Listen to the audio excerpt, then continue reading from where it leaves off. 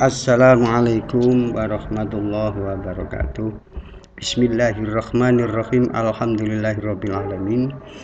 Anak-anak, marilah kita selalu mengucapkan kalimat alhamdulillahirrabbilalamin, karena Allah SWT selalu memberi taufik dan hidayahnya kepada kita sekalian, sehingga kalian dapat menjalankan tugas daring di rumah masing-masing dalam keadaan sehat walafiat.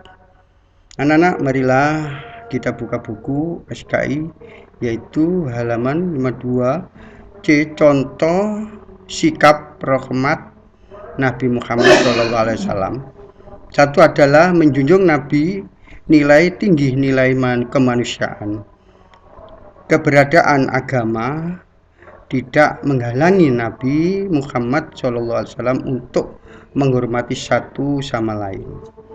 Kemudian dua, perilaku Rasulullah SAW terhadap musuh.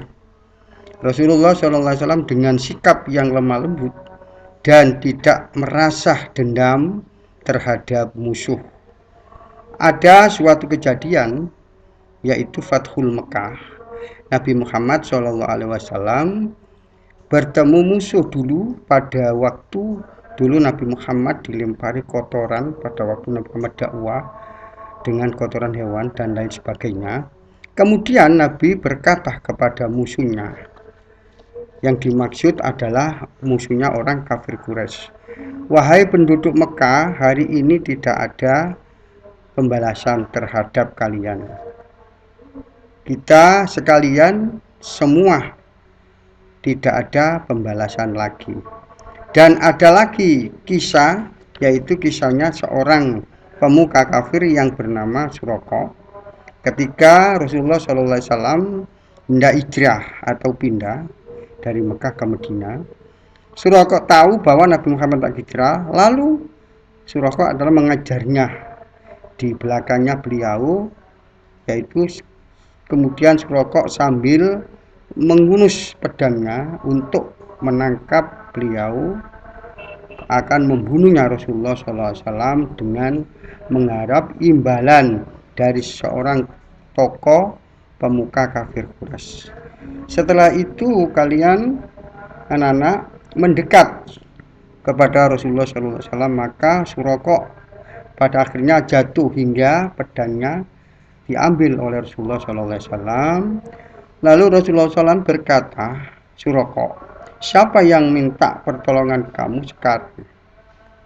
Pada akhirnya Nabi mengampuninya dengan perbuatan Suraqah itu.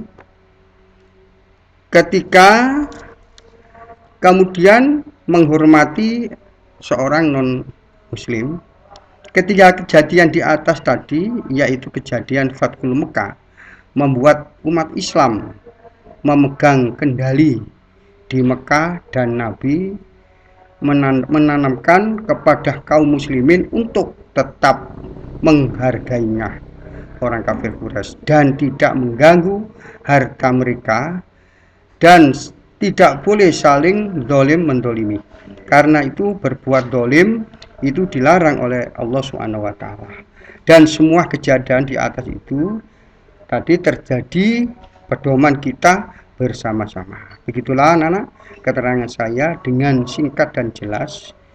Anak-anak, ada tugas yang kamu kerjakan dengan singkat. Satu, jelaskan maksud diutusnya Nabi Muhammad SAW sebagai rahmatan lil alamin.